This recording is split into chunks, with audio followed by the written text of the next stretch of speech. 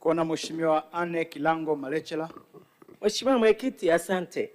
Mheshimiwa Mwenyekiti, wakati makamu wa rais anapita kutafuta kura uchaguzi wa 2025, alitoa ahadi kwamba serikali imeona ukubwa wa wilaya ya Same, kwa hiyo serikali imeamua kujenga hospitali ya wilaya upande wa jimbo la Same Mashariki. Je, serikali itaanza lini kuijenga hospitali hii? Kwa sababu sasa wananchi wanauliza mara kwa mara. Asante.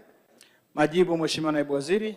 Mheshimiwa Mwenyekiti, naomba kujibu swali la nyongeza la Mheshimiwa Anna Kilango Malechela, mbunge wa Same kama ifuatavyo. Mheshimiwa Mwenyekiti, kwanza nimpongeze Mheshimiwa mbunge kuhakikisha kwamba anafuatilia na kuona namna gani serikali itaendelea kutimiza ahadi ambayo Mheshimiwa makamu wa rais alitoa. Na Mheshimiwa Mwenyekiti, ofisi ya Waziri Mkuu tumeshikwisha sema katika bunge lako tukufu kwamba ahadi zote za viongozi wetu wakuu wa nchi tutahakikisha tunazitimiza. Nimwelekeze mkurugenzi wa halmashauri alete andiko na kuonyesha kwamba eneo waanze kutenga eneo na tuanze ujenzi katika eneo hilo, hata angalau kwa kutenga eneo ili tuweze kutenga bajeti kwa kujenga angalau kwa awamu. Mheshimiwa Mwenyekiti, naomba kuwasilisha.